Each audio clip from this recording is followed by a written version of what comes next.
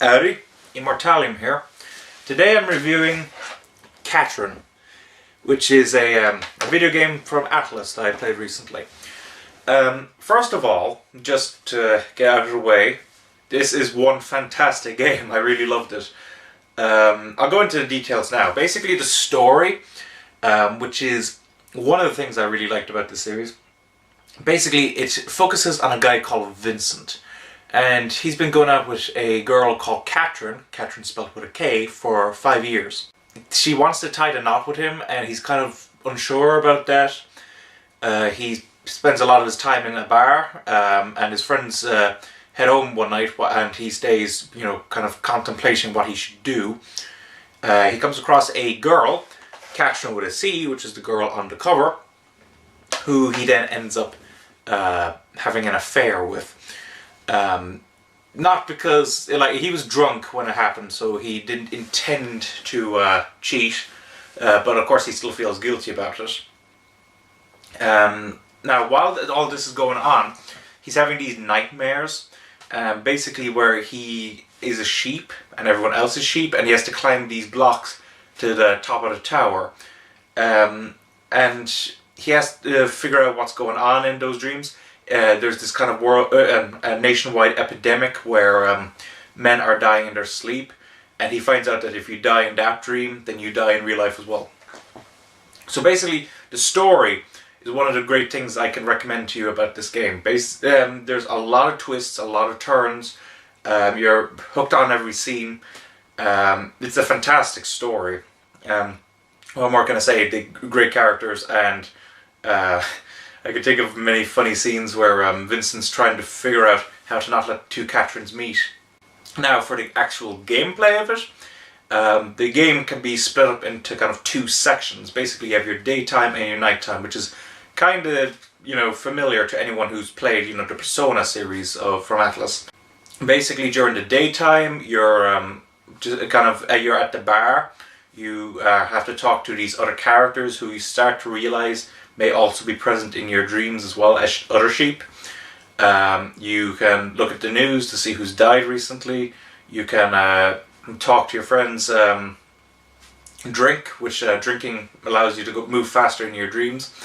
You can change music at the jukebox and play a video game in an arcade, which is eerily similar to your dream. There's a fair bit to do, and while, I remember when I was recommending this game to some of my friends, some of them were kind of worrying if the daytime scenes would be kind of boring. I must say that they were really fun, simply because I love to getting to know each character. And now the nighttime scenes or nighttime sequences, is where the real meat of the game kind of comes in. Basically, in your dream, there's a tower of blocks. And you've got to climb all these blocks. Basically, you can move a block one space, in the direction that you are facing, either pushing it or pulling it. There's a lot of kind of rules to do with this block climbing. For one, you're able to hang off the edges and climb along connecting surfaces, and you can also drop to catch any surfaces that you may land on. The biggest rule, which, because it's a dream sequence, this makes sense, is a rule called edging. And what edging basically means is that if a block is connected by another edge to any other block, it'll stay in its position, even if, by logical gravitational rules, it should fall. So, if a block is, here, and there's a block connecting to its edge here, despite the fact there's nothing under here, it will stay upright, which allows you to come up with a lot of, great moves, like, for example, being able to make a staircase. It's a very, complicated area of the game. A lot of people have criticized this for its difficulty, and I wouldn't criticize it for its difficulty. I mean, it's difficult for a reason. It's a puzzle game. But it is really hard. I played through this on easy and normal. Basically, in the story you can end up with multiple endings, so I wanted to get kind of the two major endings, which kind of the Catherine with a K ending in easy and Catherine with a C ending in normal. And I must say, normal almost had me pulling my hair out at points. It was so difficult. So I'm not going near hard. But you know, if you're, you know, fanatically into this game and, you know, you want to go on to further difficulties, you'll have that. And also there's also other game modes as well.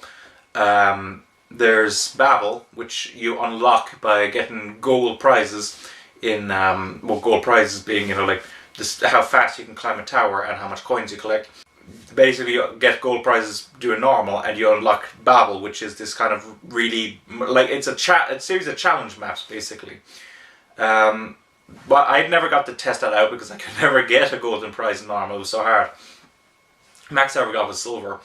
What I do want to talk about is Coliseum. Now, Coliseum is kind of the multiplayer aspect of this game. Basically, you can kind of challenge another player to climb a block, well, like a tower, and you can knock them off and everything. It's really fun. I played it with a couple of my friends, and it's but the only thing I would criticize about it now is the fact that in this multiplayer aspect of it, that if one character gets really high up, it becomes very awkward for the character who's falling behind to you know, see what's going on.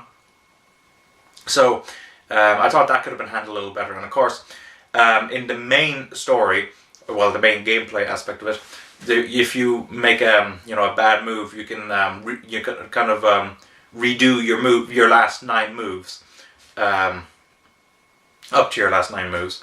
And of course that isn't present in Coliseum.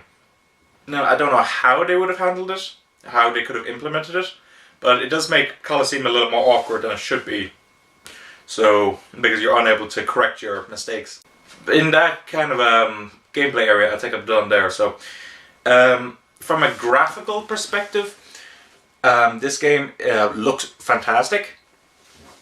It's it gotten a kind of an anime kind of cel shaded look to a lot of its kind of 3D gameplay kind of segments.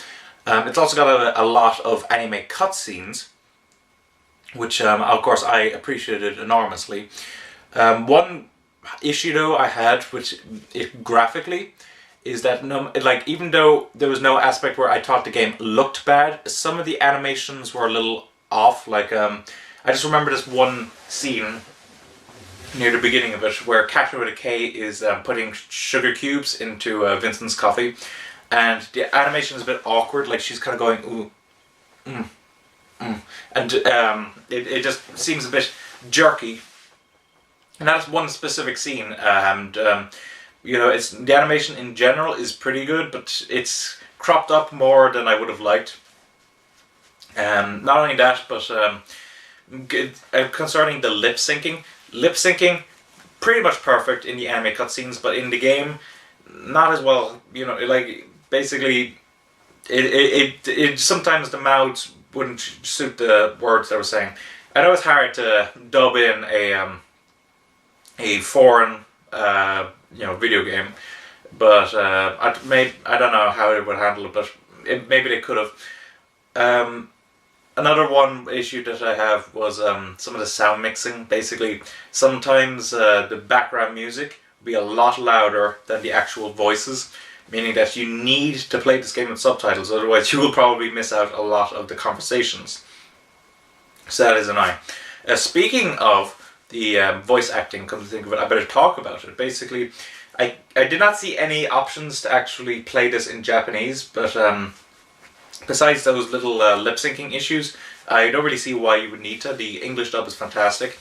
The main three I want to touch on are Vincent and the two Catherines. Vincent is voiced by a voice actor called Troy Baker, who plays him fantastically here. He knows how to play it seriously, dramatically, comedically, which is you know, always a tough little thing to deal with.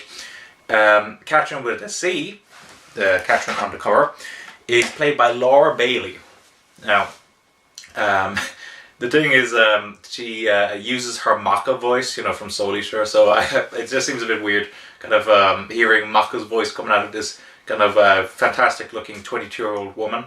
But she plays her in kind of very seductive, kind of very almost innocent but not quite kind of portrayal. I can never remember if it's Michelle Nuff or Michelle Ruff, because I think she uses like both of them, but one much less frequently than the other. She plays Rukia in Bleach, and she also played like Yuki in Haru Suzumiya. She voices Kato with a K, and while her role is probably a lot less than the other two, she plays the role fantastically. She knows how to play it serious. In her case, unlike the other two, she doesn't really have any comedic kind of lines, but she knows how to play serious.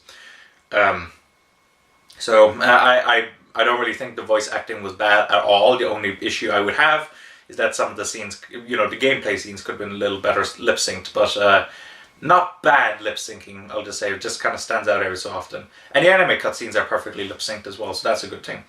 The music is very good. It's got this kind of a slight electro feel that the Persona series has. Nightmare Realm kind of area quite often has this kind of orchestral, kind of almost classical kind of sounding music, so it's quite interesting here, and the contrast between the daytime stuff with kind of electro kind of music against the nighttime scenes where it's kind of more classical.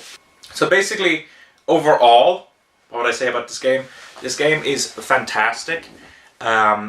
This is one, like, I just had a complete blast playing this game. It was, I didn't think a puzzle game would be so good, but I absolutely love this game. It's not without its faults, that sound mixing, the lip syncing, extreme difficulty, camera. It could have been maybe it's kind of if they maybe had just ironed out some of those flaws, like a lot of those could have been solved with a bit of more technical kind of redoing. But besides that, this is a fantastic game, and I would highly recommend you get this. It's also very different from a lot of other games you play, probably that you play. Certainly a lot different, more different than games I played as of late. So I would highly recommend you get this. So thanks for watching. Don't forget to comment, rate, subscribe, and bye bye.